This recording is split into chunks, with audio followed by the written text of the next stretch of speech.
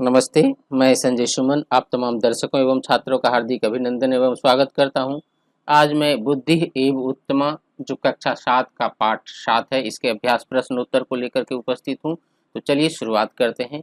इसमें पहला प्रश्न शुद्धम अशुद्धम व ये लिखने के लिए है। तो चतुरः नरः वंचकः आसीत्, ये शुद्ध होगा। वंचकः मतलब ठग होता है, तो ये ठग था, चतुर मनुष्य ठग था, तो इसलिए शुद्ध होगा।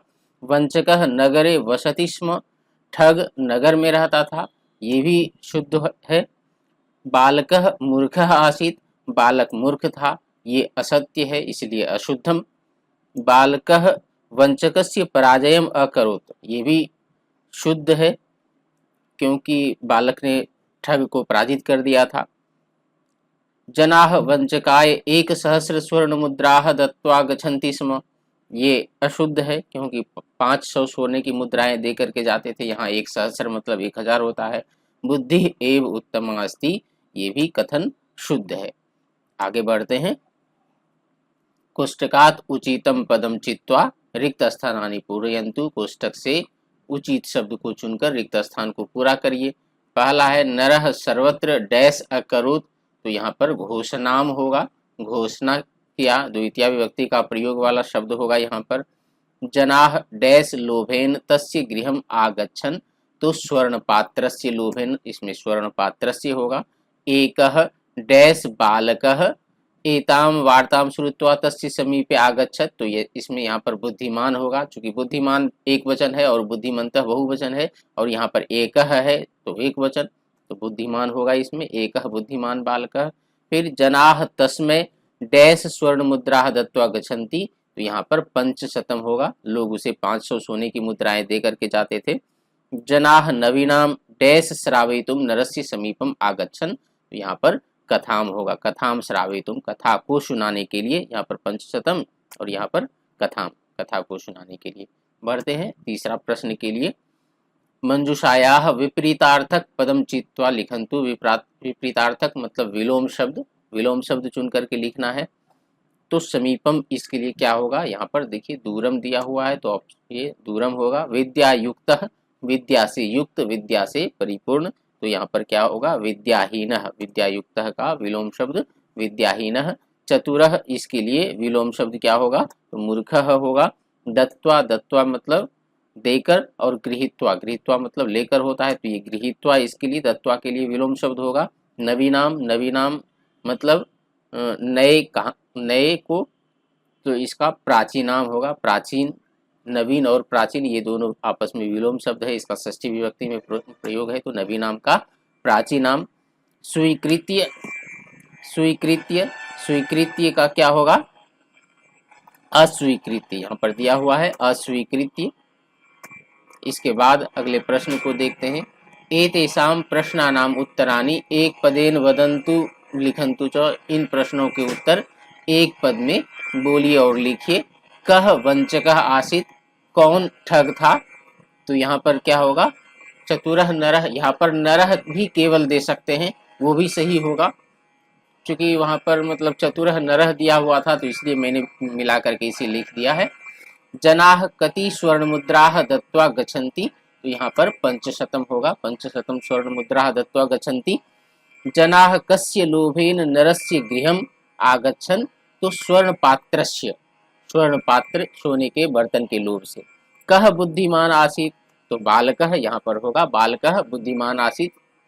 बालकः काम श्रावयितुम तत्परः अभवत्, तो कथाम श्रावयितुम, यहाँ पर कथाम होगा।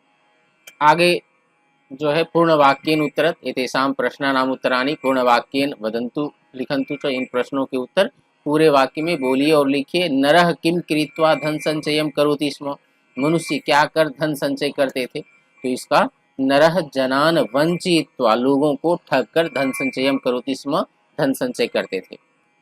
जनाः किमर्थम नरस्य गृहम आगच्छन्, तो इसका उत्तर जनाः स्वर्ण पात्रस्य लोभेन कथां श्रावयितुम वंचकस्य गृहम आगच्छन्। अगला प्रश्न है वंचकः बालकाय किम अयच्छत्, तो वंचकः बालकाय स्वर्ण पात्रेण सह स्वर्ण मुद्राः अपि अयच्छन्, अंत में प्रसन्न होकर वह ठग बालक को सोने के बर्तन के साथ सोने की मुद्राएं भी दिया। प्रत्येकाम कथाम श्रुत्वा वंचकः अन्ते किम वदति स्म। तो इसका उत्तर प्रत्येकम कथाम श्रुत्वा वंचकः अन्ते वदति स्म अहम एताम कथाम पूर्वमेव श्रुतवान इति। यह उन्होंने प्रत्येक जो आदमी आकर के सुनाते थे तो ऐसा ही कहता था। नरः सर्वत्र काम घोषणाम अकरोत्। तो नरः सर्वत्र घोषणाम अकरोत् यत् यह कोऽपि एकाम नवीनाम कथाम श्रावयिष्यति अहम तस्मै एतत् स्वर्णपात्रम दास्यामि इति। अगले प्रश्न को के लिए बढ़ते हैं। ये स्थूल पदम आधृत्य प्रश्न निर्माणम कुर्वन्तु। ये स्थूल पद के लिए प्रश्नवाचक शब्द को देना है और प्रश्नवाचक शब्द को दे करके इसको पूरा उतार देना है। उतार करके बाद में प्रश्नवाचक चिन्ह को लगाना है। तो इसके लिए क्या होगा, जनाह अपूर्वाम कथाम अश्रावयन। तो जनाह के लिए के और पूरा बाद में फिर उतार देना है, अपूर्वाम कथाम अश्रावयन। फिर वंचकः बालकाय, इसमें स्थूल पद है तो बालकाय के लिए प्रश्नवाचक शब्द देना है। वंचकः कस्मय, बालकाय चतुर्थी विभक्ति एक वचन में तो उसके लिए प्रश्नवाचक शब्द कस्मय होगा। कस्मय स्वर्णपात्रम अयच्छत, बाद में प्रश्नवाचक चिन्ह। नरस्य गृहे बहुमूल्यम स्वर्णपात्रम आसीत। तो नरस्य इसके लिए क्या होगा, कस्य होगा। षष्ठी विभक्ति एक वचन में शब्द है इसलिए कस्य गृहे बहुमूल्यम स्वर्णपात्रम आसीत। वंचकः स्वपराजयम स्वीकृतवान। तो वंचकः ये प्रथमा विभक्ति एक वचन में है, पुल्लिंग शब्द है इसलिए कह होगा। तो कह स्वपराजयम स्वीकृतवान। नरः विद्यायुक्तः आसीत। कह विद्यायुक्तः आसीत। नरः ये भी प्रथमा विभक्ति एक वचन में है इसलिए यहाँ पर भी कह होगा। कह विद्यायुक्तः आसीत, बाद में प्रश्नवाचक चिन्ह लगाना है। अगला प्रश्न और ये लास्ट प्रश्न है। अधोलिखित वाक्यानि कथाक्रमानुसारेण लिखन्तु। कथाक्रम के अनुसार से अरेंज करना है। ये वाक्य जैसे तैसे लिखा हुआ है और जब आप वाक्य इसको अरेंज करेंगे कथा के रूप में तो ये बिल्कुल कथा की तरह प्रतीत होगा। तो इसका उत्तर मैं लिखा हूँ। इसमें क नंबर में एकः विद्यायुक्तः वंचकः नरः आसीत्। ख नंबर में जनाः कथां श्रावयितुं नरस्य गृहम् आगच्छन्। ग नंबर में कथां श्रुत्वा वंचकः वदति स्म एतां कथाम् अहं पूर्वमेव श्रुतवान् इति। घ नंबर में एकदा एकः बुद्धिमान् बालकः नरस्य समीपम् आगच्छत् पुनः अंग सह तम एकां कथाम् अश्रावयत्। च नंबर बालकः वंचकस्य पराजयम् अकरोत्। ये पढ़ने से आपको लगेगा कि ये कहानी पूर्ण हो गई और ये जब पढ़ेंगे तो आपको लगेगा कि कुछ उल्टा पुल्टा ये वाक्य है।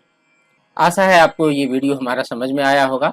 आपका बहुत बहुत धन्यवाद। नमस्ते। इसी प्रकार से हमारे वीडियो को देखते रहिए, अपने मित्रों में जरूर शेयर करिए। नमस्ते।